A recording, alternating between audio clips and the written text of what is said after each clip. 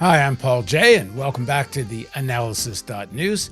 This is part 2 of my interview with Andrew Cockburn about his book, Spoils of War.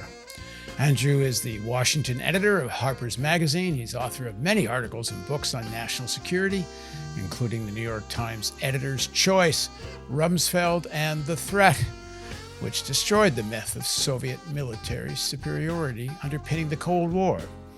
He's a regular opinion contributor to the Los Angeles Times and has written for, among others, the New York Times, National Geographic, and London Review of Books.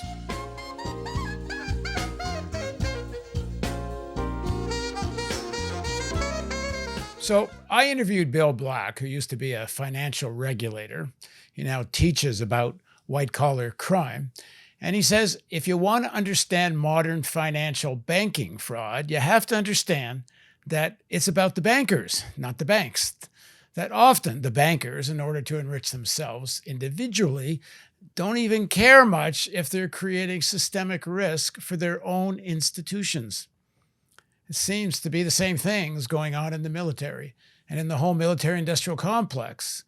And as you say, it's not about if the military is even effective, even in asserting some kind of dominant, imperialist, or hegemonic, or whatever word you want to use. It's actually about the money itself. It's more about the for-profit process than the military or geopolitical objective. Yeah, well, that's very worthwhile to compare what goes on in the financial world with what goes on in the military world, because it's exactly that. The bankers, we found out after the 2008 crash, how the bankers had, put their own institutions at risk, and in order to keep their bonuses pumped up and their, the money flow into their pockets. Actually, it wasn't so dumb of them because they knew they'd be bailed out. They had every expectation bailed out by the U.S. government and the Federal Reserve.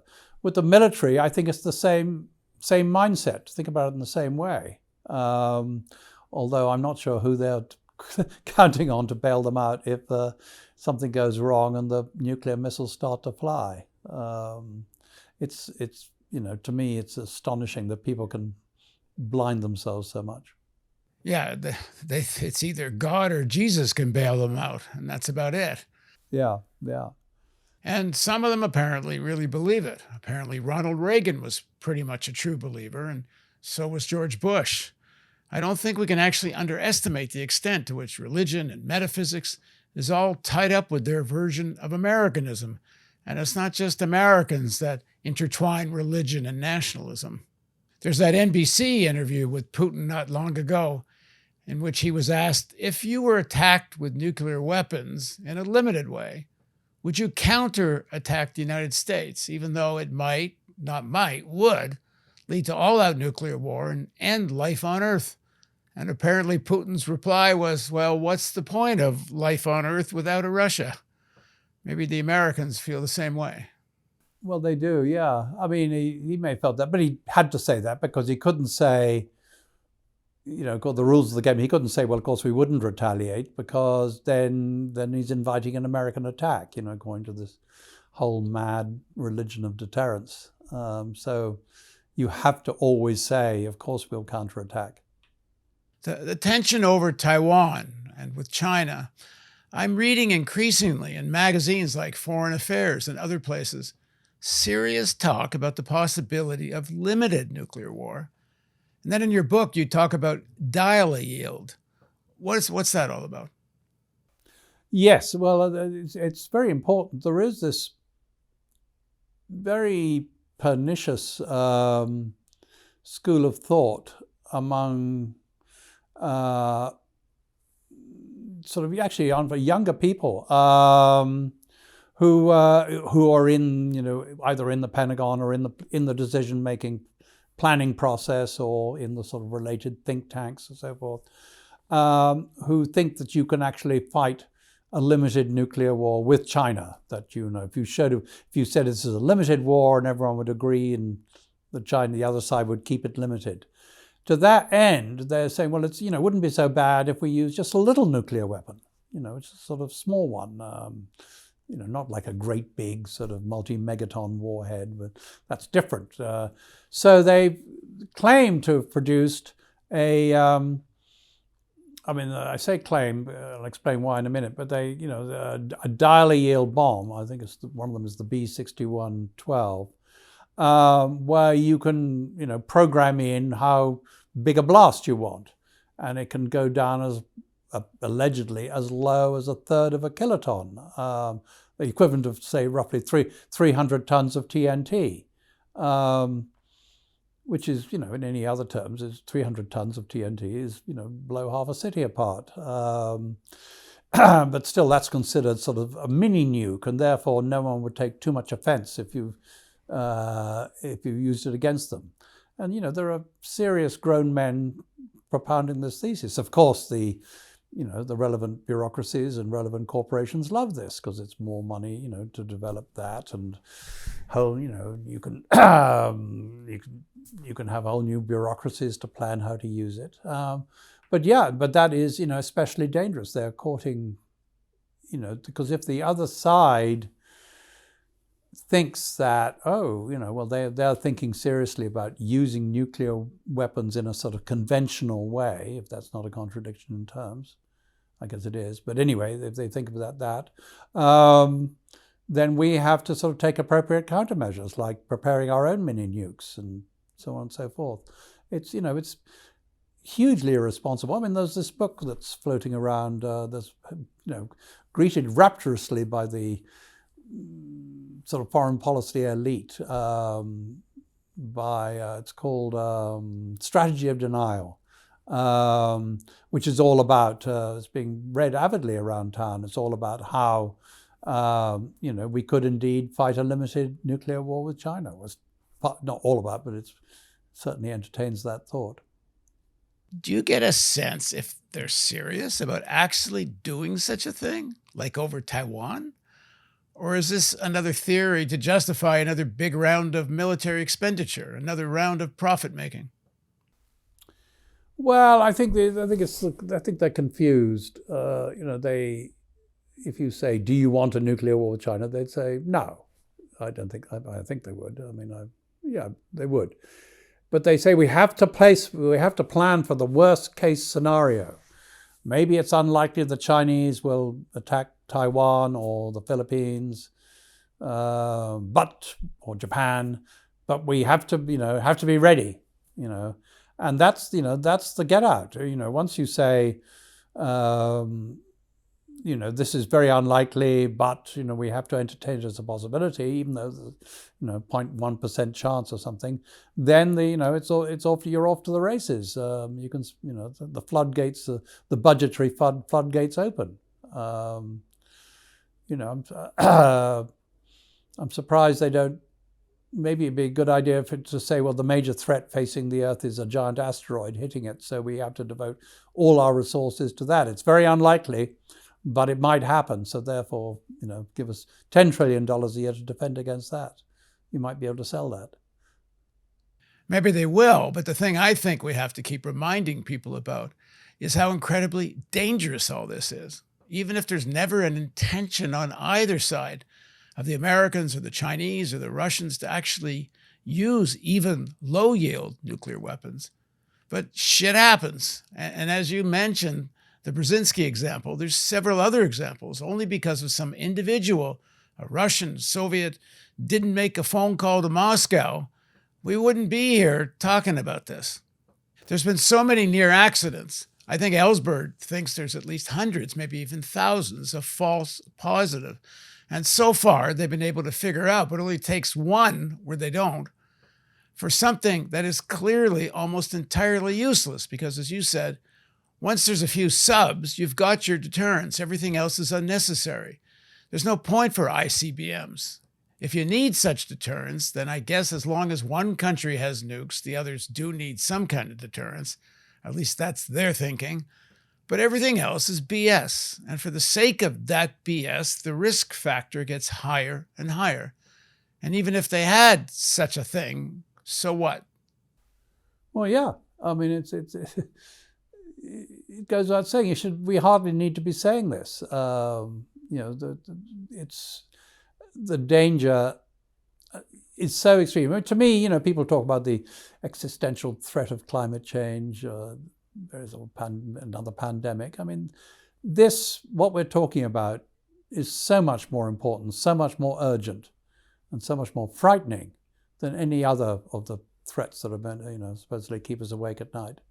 That's why, I find it, I'm glad you're doing this. I'm glad, Dan Ellsberg, who has certainly paid his dues all the way along, is still sort of fighting this, working on this, because, we really have to get people to understand just how dangerous a situation we're in.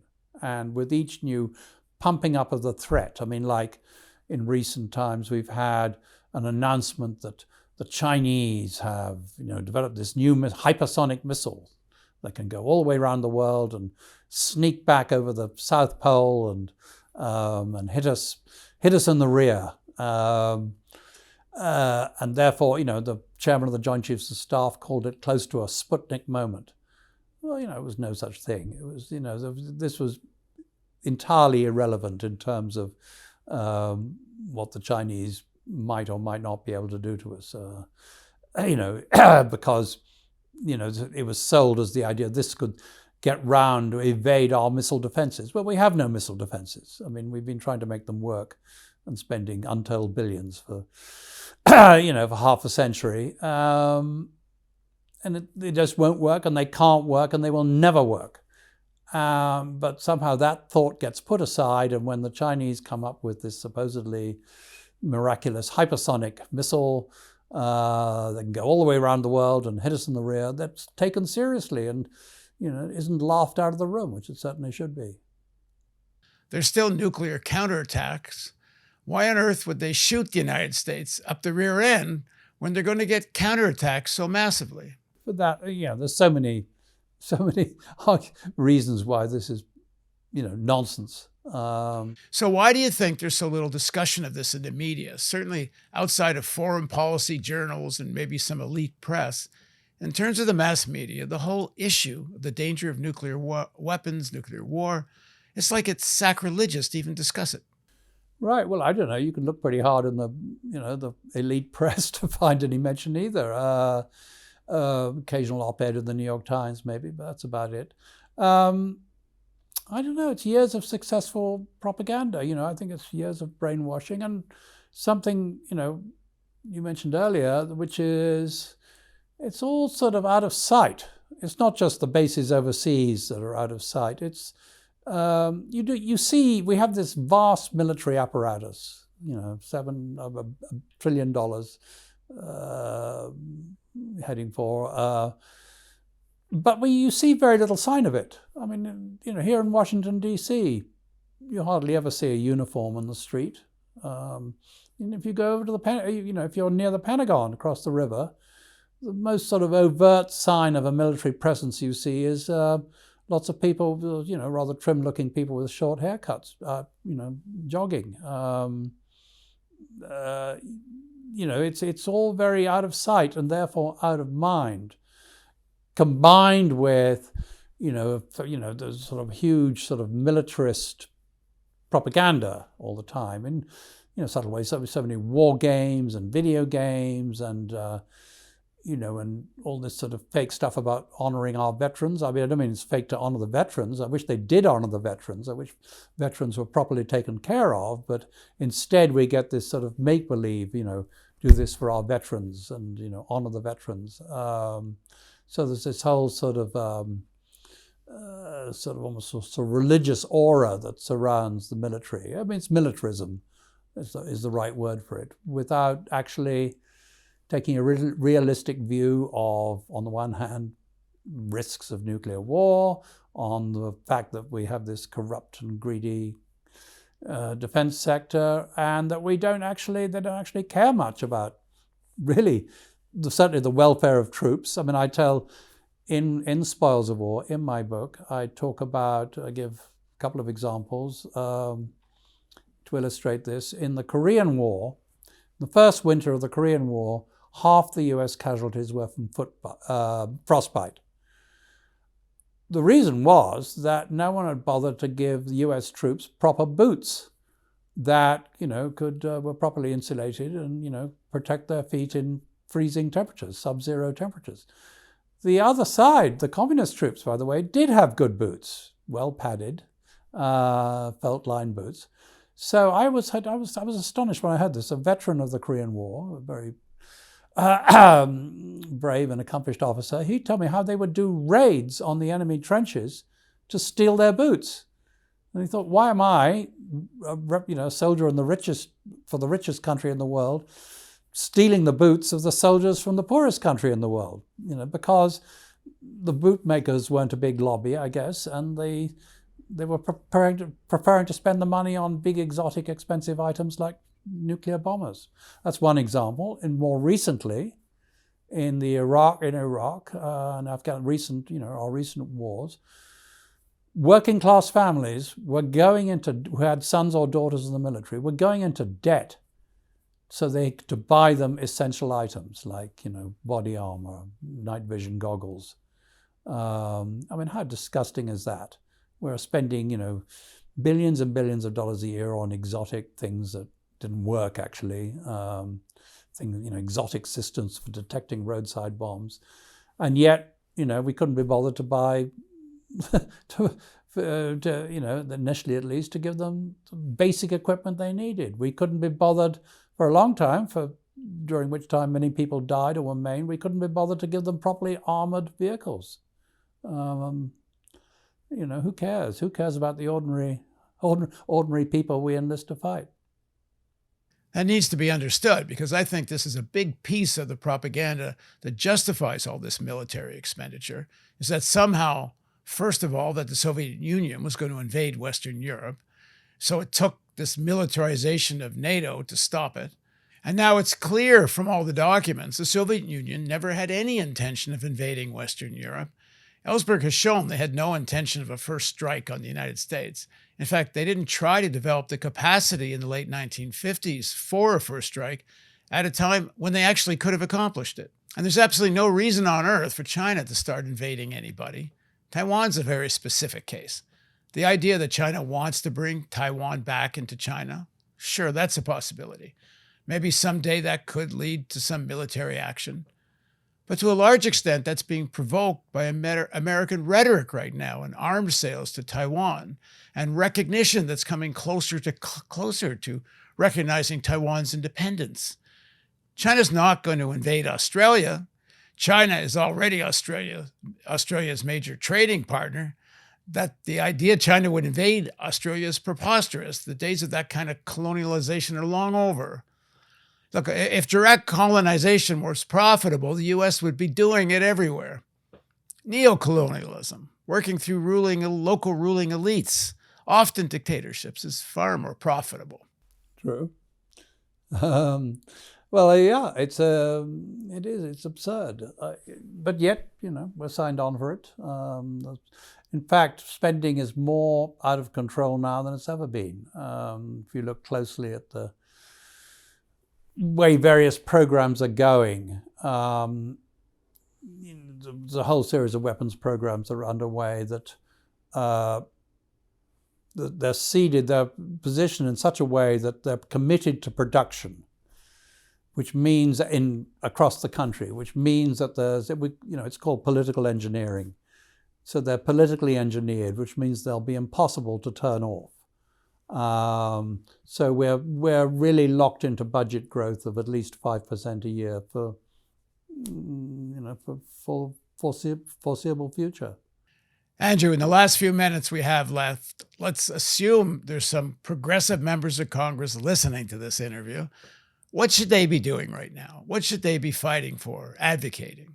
Well, I think the progressives are, they tried to introduce, to get a 10%, pass something calling for a 10% reduction.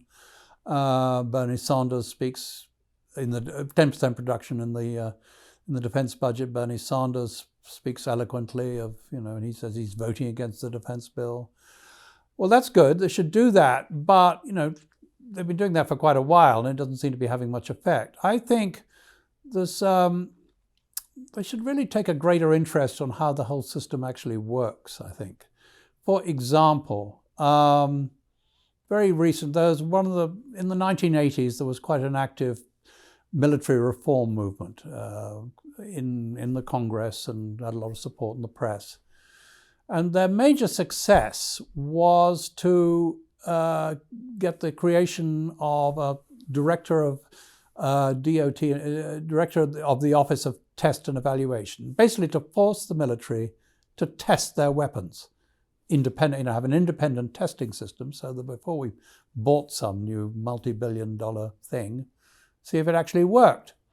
The military hated that, hates it still. And they've done their best to either abolish it or emasculate it. Now, just recently, there was a new official appointed to head this office. And he's clearly not going to give the military any grief at all. He was chosen clearly because he had no experience of testing, and there's not much to be hoped for there. Not a single member of the Congress raised questions about this. Said, "Wait a minute, what's going on there? You're trying to emasculate this very important office." They didn't take an interest. I think we need, the progressives in Congress need to be more aggressive, not just in denouncing the whole thing, but in asking those awkward questions. And actually, you can get Republican, at some fringes of the Republican Party, you can get support for that. Because clearly just sort of taking a, well-justified but pious attitude to say, this is all madness, we've got to cut it, doesn't seem to get you anywhere. It's pointing out how the system works and how it doesn't work would do us a lot of good. Hearings on American nuclear war strategy, yes, public, and then a focus on what is the point of an ICBM arsenal. Yeah, and have someone there who have some people there with informed comebacks, because I guarantee you, if they ask that question, you'll hear a lot of, these arguments are well honed. You'll hear the justification for why this was, if you have any fewer than 400 US land-based missiles, then that invites a enemy attack, and it's all, the theology of this is quite intricate. So you'd have to have people who've taken the time to educate themselves. We used to have people like that. I'm not sure we do now, who can engage in a proper argument. I mean, let me just say, at the time when Donald Trump was president, the minds got a little concentrated when Trump was in office, because people thought, my God, we got this lunatic, with his finger on the button. And they had the commanders of the commander of, or recently former commander of STRATCOM, Strategic Nuclear Force, in to testify, and they said the senator said, people are getting a bit worried that Trump's got his finger on the button. If he gives us some mad illegal order, what can you do to stop him? And basically, the only answer they had, when after a bit of beating around the bush, was they'd mutiny. I mean, I don't think so. These are people trained to do what they're told. I think the possibility of that would be a thing. But they got away with it. No one said, wait a minute, we have to change the system radically. They said, oh, okay, well, thanks. And that was it. That was as far as we got for an informed debate about,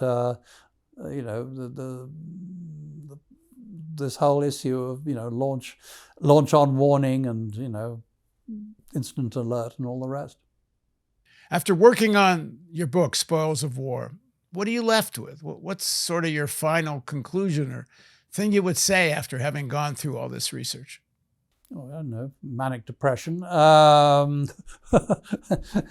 just hope people get the point, every little bit helps. I mean, Dan Ellsberg has made huge contributions, not just obviously with Vietnam, but with his books, his writings on nuclear weapons. And I just think the more people, the more truth we can sort of drip into the bloodstream, society's bloodstream, the better. People, I have faith in the end. If people have it explained to them clearly, they'll get the point. Thanks very much, Andrew. And I urge everyone to go read Spoils of War. And then you'll find out why Daniel Ellsberg got so excited about the book. Thanks very much for joining me. Hey, you're welcome. It's been fun. Thank you. For people in the U.S., we are a 501c3, so if you're considering a year-end gift, please keep us in mind. For everyone who's already donated, thanks so much. If you haven't, wherever you are, and it's a great kick how many people around the world are watching and listening. We can't do it without you. So thanks for joining me on theAnalysis.news.